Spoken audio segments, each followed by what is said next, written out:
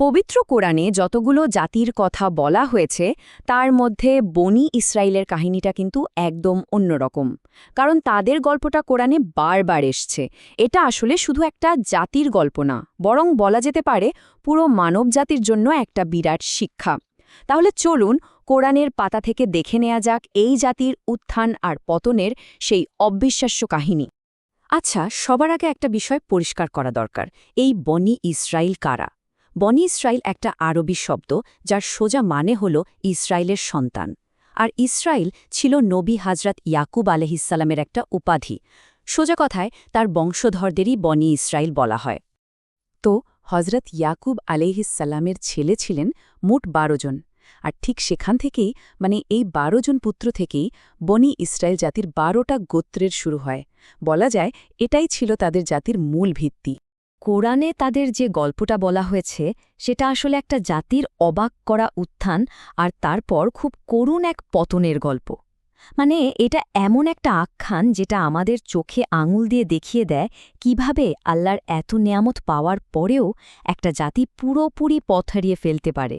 তাহলে চলুন গল্পের শুরুটা করা যাক তাদের সেই সোনালি সময়টা দিয়ে, যখন আল্লাহ তাদের ওপর একটার পর একটা বিশেষ অনুগ্রহ বর্ষণ করছিলেন। ভাবা যায় কি পরিমাণ অনুগ্রহ আল্লাহ তাদের দিয়েছিলেন। সেই সময়ের যত জাতি ছিল সবার ওপরে তাদের শ্রেষ্ঠত্ব দেওয়া হয়েছিল। ফেরাউনের সেই ভয়ঙ্কর অত্যাচার আর দাসত্ব থেকে তাদের অলৌকিকভাবে বাঁচানো হয়েছিল।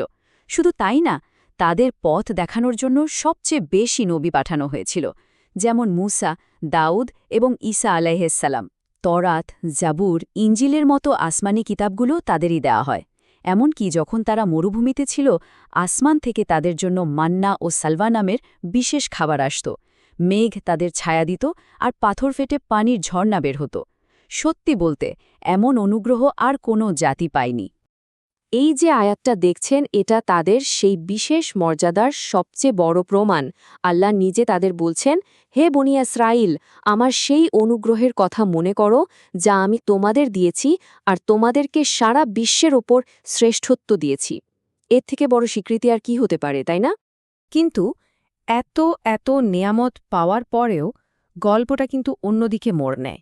এখান থেকে শুরু হয় তাদের অবাধ্যতা আর সীমা লঙ্ঘনের এক নতুন অধ্যায়। এখন প্রশ্ন আসতেই পারে, তাই না, যে এত কিছু পাওয়ার পর তারা কি করল? তাদের আচরণ ছিল সত্যি অবাক করার মতো আর হতাশাজনকও বটে। তাদের অকৃতজ্ঞতার তালিকাটা কিন্তু বেশ লম্বা। যেমন ধরুন, নবী মুসা আলাইসাল্লাম যখন তুর পাহাড়ে গেলেন, তারা পেছন থেকে একটা সোনার বাছুর বানিয়ে সেটার পূজা করা শুরু করে দিল। তাদের ঔদ্ধত্য এতটাই বেড়েছিল যে তারা আল্লাহকে নিজেদের চোখে দেখার মতো অসম্ভব দাবি করে বসে।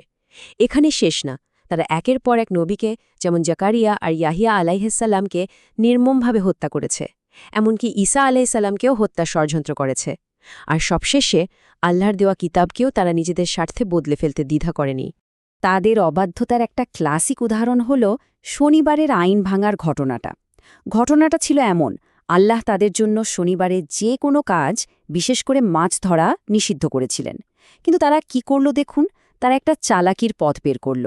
শনিবারে তারা খালে বিলে জাল ফেলে রাখত আর রবিবার সকালে গিয়ে সেই জালে আটকা পড়া মাছ তুলে আনত। আল্লাহর আইনের সাথে এরকম খোলাখুলি চালাকি করার জন্য শাস্তি হিসেবে ওই অপরাধীদের বানরে পরিণত করে দেয়া হয়েছিল। তাদের স্পর্ধা আর কাপুরুষতা কোন পর্যায়ে পৌঁছেছিল সেটা বুঝতে এই একটা ঘটনাই যথেষ্ট। যখন তাদের পবিত্র ভূমিতে ঢোকার জন্য লড়াই করার হুকুম দেয়া হলো, তখন তারা তাদের নবী মুসা আলাইহিসসালামকে কি বলেছিল দেখুন। সরাসরি বলে দিল, তুমি আর তোমার রব যাও, যুদ্ধ করো, আমরা তো এখানে বসে থাকলাম। ভাবা যায়, এটা ছিল আল্লাহর আদেশের প্রতি সরাসরি বিদ্রোহ।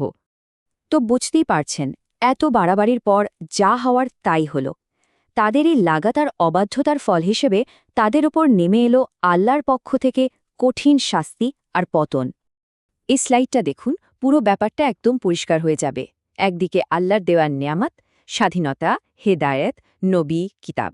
আর অন্যদিকে তাদের কাজ, মূর্তি পূজা, বিদ্রোহ, নবীদের হত্যা আর আল্লাহর আইন নিয়ে ঠাট্টা মশকরা।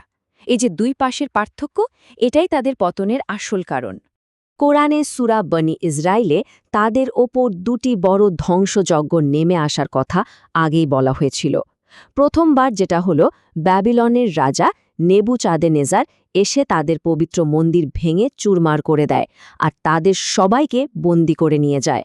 এরপরও যখন তারা শোধরাল না, ফিরে এসে আবার পাপে লিপ্ত হল, তখন রোমানরা এসে তাদের দ্বিতীয় মন্দিরটাও পুরোপুরি ধ্বংস করে দিল এবং তাদের পৃথিবীর বিভিন্ন প্রান্তে তাড়িয়ে দিল।